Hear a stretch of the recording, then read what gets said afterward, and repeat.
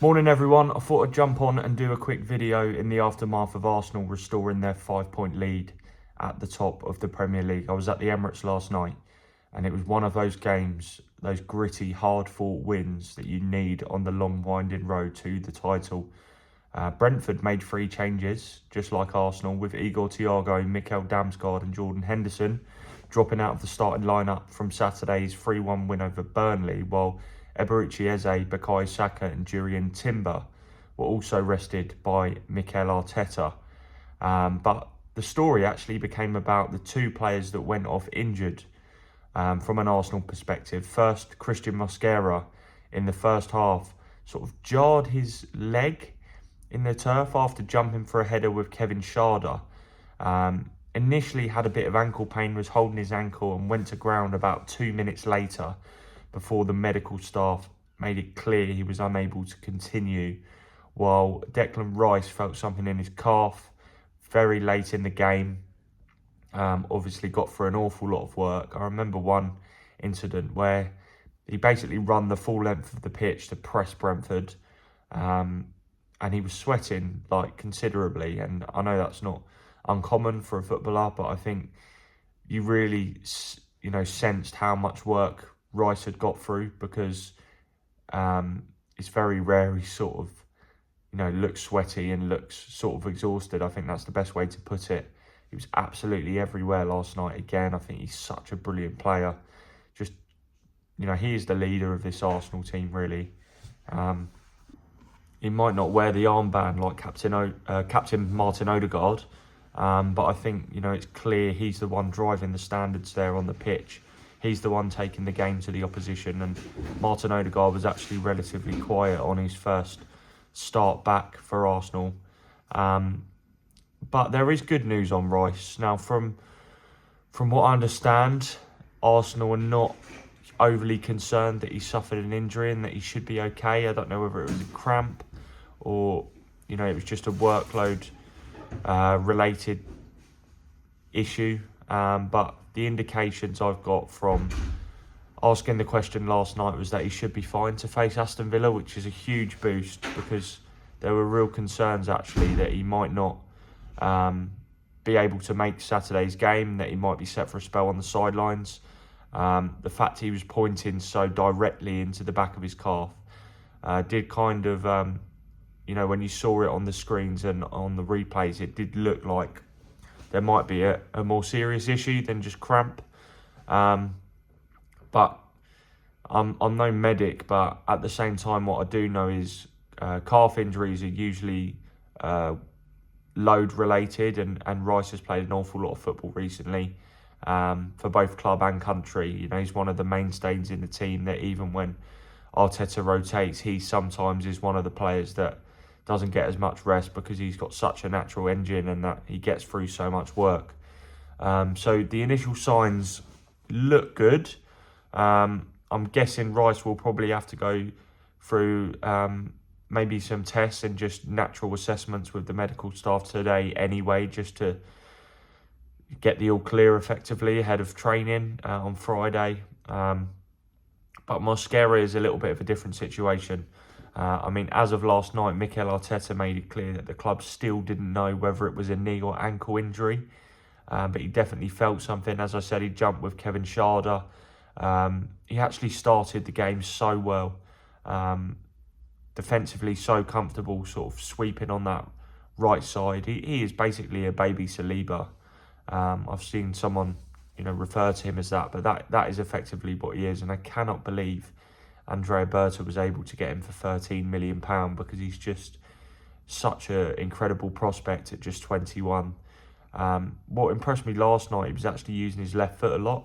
I didn't know he was, that comfortable using both feet. So very impressive.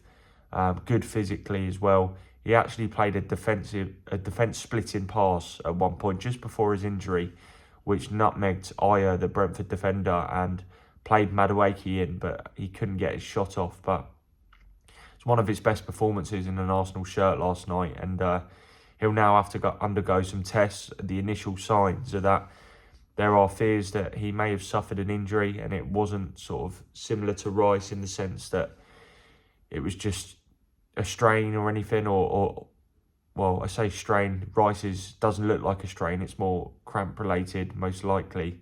Whereas Moscera's did look like a bit of a, that he may have done some potential damage. The fact Arsenal's medical staff wanting to get him off the pitch, does showcase the potential seriousness of that issue. I don't know exactly what the problem is at this moment in time, because 2 minutes before he went off, he was holding his ankle, but then it did look like the medical staff were also doing some tests on his knee as well. So a real blow. Hopefully, from an Arsenal perspective, he won't be out for too long, if at all. And if he would be able to be available for Saturday's trip to Aston Villa, then that would be an amazing boost, because it's not guaranteed that William Saliba will be fit to face Villa, who are, of course, flying following that 4-3 win over Brighton. It was actually the first home defeat Brighton had suffered in the Premier League since April, when Villa won at the Amex again. So it's going to be a real tough ask, particularly given the turnaround. Arsenal are recovering today. Tomorrow they do light training. They travel to Birmingham for Saturday lunchtime match. I know Mikel Arteta was very, very frustrated with the schedule in his post-match press conference, because UEFA rules state that, Premier League rules actually state that if a team plays on Wednesday evening in the Champions League, they cannot have the Saturday lunchtime slot. Yet when it's the Premier League, those rules go out the window, because Arsenal were playing on Wednesday evening, just like Aston Villa, and then they'll have a quick turnaround to face Villa on Saturday lunchtime. So I can understand the frustration, particularly when the squad looks so energy sapped. They've got through a large amount of work without a number of key players in recent days. But Arsenal now need to see what the scenario is with Moscera, because, as I said, it does look like William Saliba should be back to face Aston Villa, but at this moment in time, it's still not guaranteed. He probably has some hurdles to clear. Probably has to train tomorrow as well to make sure he is fit. And I would expect him to slot straight back into the starting lineup if he is able to shake off that knock that he suffered in training before the trip to Chelsea. But generally speaking, I think Piero Hincapié and Mosquera are two exceptional stand-in sort of backup defenders. Hincapié was really sort of in the wars last night. He was pushed off the side of the pitch by Igor Thiago before a clash of heads again with the Brazilian just at the end of the game. It looks like he'd come through unscathed, but I thought Ricardo Calafiori as well at left back last night was absolutely brilliant alongside Rice in midfield. I think those two were probably the standout performers for me from an Arsenal perspective, alongside Mikel Merino, who we do need to talk about, because he is now on 29 goals and assists for club and country in 2025. And not only that, he's also Arsenal's top goal scorer in the Premier League this calendar year with 9. 6 of those have been headers. Since he came in to replace Victor Gyökeres at the start of November, he's been absolutely exceptional for Arsenal. Goals, assists, obviously, his goals have been worth, a considerable amount of points, really, when you consider last Sunday he also scored in the 1-1 draw against Chelsea. Champions League, he's popped up with important goals against Slavia Prague. So he's been a real brilliant signing from Mikel Arteta. I know eyebrows were raised when he arrived at the club, particularly given his age. I think he was 28. But he's been worth his weight in gold, because he can play in 2 different positions. He's such a clever player. I mean, his movement to get across Ethan Pinnock for the opening goal yesterday was a joy to watch. I think any striker would be proud of that goal. And it was also good to see Ben White pick up the Man of the Match award as well. It's his first start. I couldn't believe it was his first start and first appearance in the Premier League since the opening day of the season against Manchester United. Really sort of fallen out of favour, but that's much to the brilliance of Jurriën Timber, who did come on and slot in at right centre-back. Was kind of question marks when Mosquera went off who was going to go into centre-back, whether maybe Ben White could fill in there because he played there for Brighton and Leeds.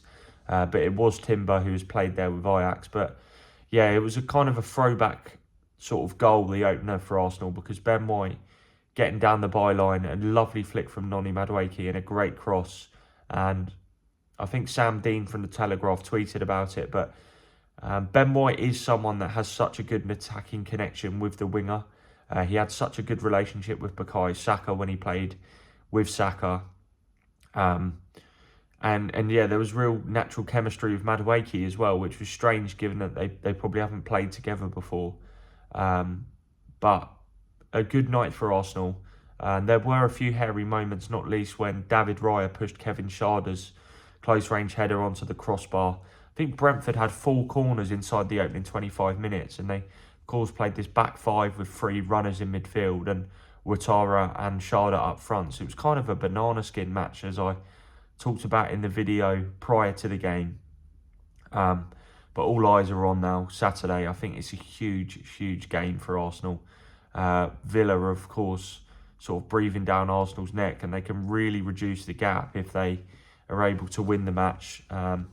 Players like Marlon, Morgan Rogers, Ollie Watkins, who's been battling through knee pain, scored twice at the Amex. So it's going to be a real difficult proposition for Arsenal to kind of get out of there with a win. I think a draw probably wouldn't be the worst result, although it would create a bit of pressure.